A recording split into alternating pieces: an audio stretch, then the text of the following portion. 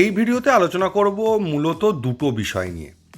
প্রথম বিষয়টা হচ্ছে কলকাতা লিগ। আপনারা অনেকেই জানতে চেয়েছিলেন কলকাতা লিগে মোহনবাগানের টিমটা কীরকম হলো, পারফরমেন্স কীরকম হতে পারে, সেটা নিয়ে আলোচনা করার জন্য তো সেটা নিয়ে আলোচনা করব। আর নেক্সট আলোচনা করব দিমি ভার্সেস দিমি। অনেক জায়গাতেই দেখলাম, অনেক চ্যানেলই করেছে দিমি ভার্সেস দিমি, তাই আমারও মনে হলো একটু দিমি ভার্সেস দিমি আমার মতো করে দেখি, দেখুন আপনাদের কীরকম লাগে দিমি ভার্সেস দিমি।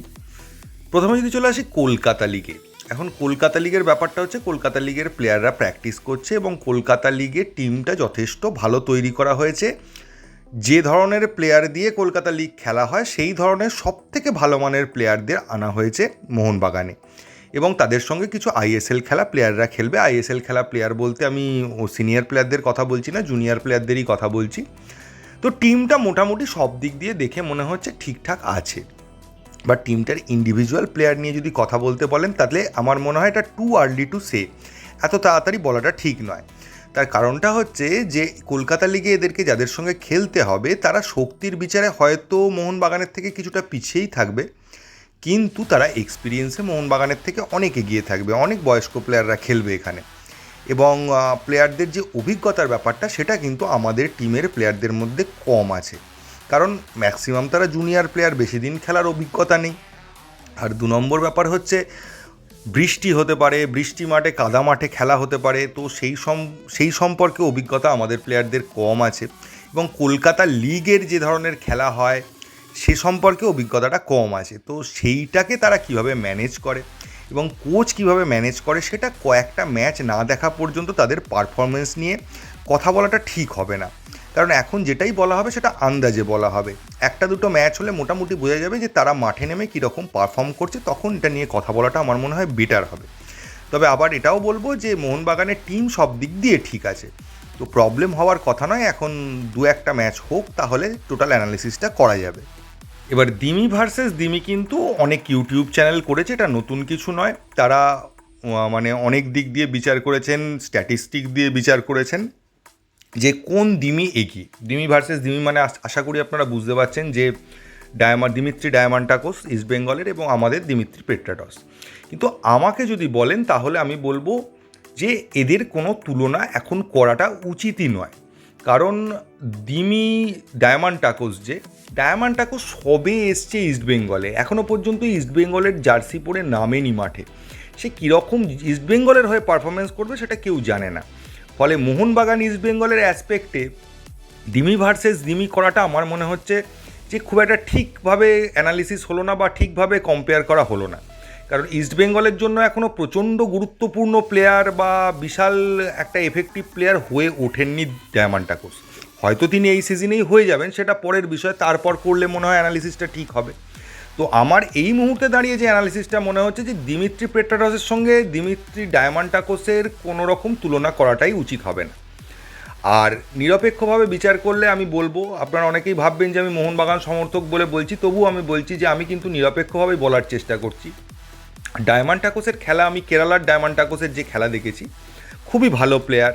তিনি গোল অনেক বেশি করতে পারেন এবং গোল করার প্রবণতাটাও অনেক বেশি, যেহেতু প্রপার স্ট্রাইকার হিসেবেই খেলেন কিছুটা, এবং অনেক ম্যাচ তার গোলের সুবাদে কেরালা ব্লাস্টার জিতেছে।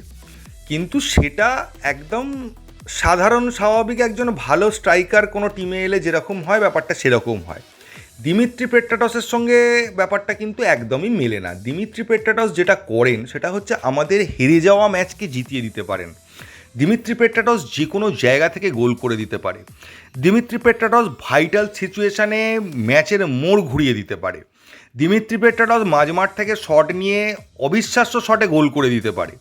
তো সেই সমস্ত কোনো কিছুই কিন্তু আমি ডায়ামান্টাকোসের থেকে দেখিনি। আমি একবারও বলছি না যে ডায়ামান্টাকোস খারাপ প্লেয়ার, কিন্তু ডায়ামান্টাকোস একজন খুব ভালো প্লেয়ার বলতে যা বোঝায়, আর দিমিত্রি পেট্রাটস কিন্তু একজন এক্সট্রা অর্ডিনারি প্লেয়ার, অন্তত মোহনবাগানের জন্য।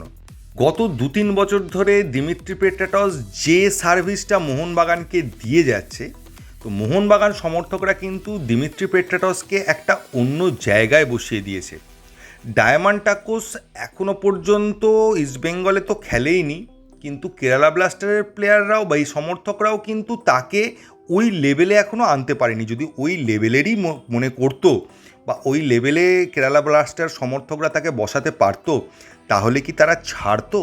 ডায়মান্টাকোসকে কোনোভাবে যেতে দিত? আমরা কি দিমিত্রি পেট্রাটসকে কোনোভাবে ছাড়তে রাজি আছি, কোনোভাবে যেতে দিতে চাই না? দিমিত্রি পেট্রাটস আমাদের ছেড়ে যেতে চায়। দিমিত্রি পেট্রাটস একজন মোহনবাগানই হয়ে গেছে, আমাদের মোহনবাগান নামের সাথে ওতপ্রোতভাবে জড়িয়ে গেছে। ডায়মান্টাকোস কি এখনও কেরালা ব্লাস্টার বা ইস্টবেঙ্গলের সাথে সেইভাবে জড়িয়েছে যে তার সঙ্গে আমি দিমিত্রি পেট্রাটসের তুলনা করব? বরং ইস্টবেঙ্গলের নিরিখে আমি বলবো যে ক্লেটন সিলভা এখনও পর্যন্ত কিছুটা নিজেকে প্রমাণ করেছে ইস্টবেঙ্গলের প্লেয়ার হিসেবে বা ইস্টবেঙ্গলের একজন ইম্পর্ট্যান্ট প্লেয়ার হিসেবে। ইস্টবেঙ্গল সমর্থকদের মন জিতেছে এবং কিছু ক্ষেত্রে অবিশ্বাস্যভাবে গোল করেছে, অনেক সিচুয়েশনে আমাদের বিরুদ্ধে গোল করেছে, ভিড়ের মধ্যে থেকে গোল করেছে। বরং আমি ক্লেটন সিলভাকে অনেকটা এগিয়ে রাখবো এই ডায়মান্টাকোসের থেকে।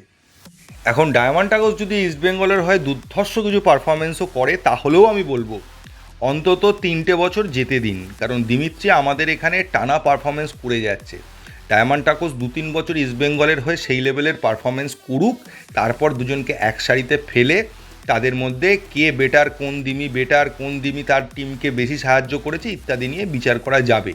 স্ট্যাটিস্টিক দেখে কিছু বিচার করা যায় না। কটা গোল করেছে, কটা অ্যাসিস্ট করেছে, সেগুলো তো একটা স্ট্যাটিস্টিক্সে রয়েছেই, কিন্তু কে ম্যাচটা ঘুরিয়ে দিয়েছে সেটা স্ট্যাটিস্টিক্সে লেখা থাকে না। কে সমর্থকদের নয়নের মণি হয়ে উঠেছে, ক্লাবের অপরিহার্য অংশ হয়ে উঠেছে, প্লেয়ারদের সমর্থকদের ভরসা হয়ে উঠেছে, প্লাস বাকি প্লেয়ারদের ভরসা হয়ে উঠেছে, এটা স্ট্যাটিস্টিক্সে থাকে না। তো ওইভাবে স্ট্যাটিস্টিক্স দেখে আমি বিচার করতে চাই না। কিছু স্ট্যাটিস্টিক্স তো ভারতে খেলে যাওয়া ব্রাজিলিয়ান প্লেয়ারদের মধ্যে রবার্তো কার্লোসকে অনেকটাই নিচে রেখেছে। তার মানে কি রবার্তো কার্লোস সেই লেভেলের প্লেয়ার?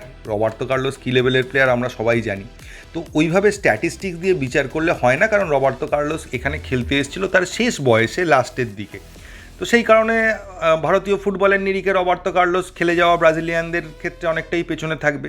তো ওইভাবে আমি ডায়মান্টাকোস আর দিমিত্রির কম্প্যারিজন করতে চাই না। এই মুহূর্তের বিচারে আমাদের দিমিত্রি পেট্রাটস অনেক উঁচু জায়গায় আছে বা অনেক বেটার জায়গায় আছে বলতে পারেন। ডায়মান্টাকোস এখনও ইস্টবেঙ্গলের জার্সি পরে একটাও ম্যাচ খেলেনি, তো কোনোভাবেই দিমির সঙ্গে ডায়মান্টাকোসের তুলনা করা চলে না বলেই আমার মতামত।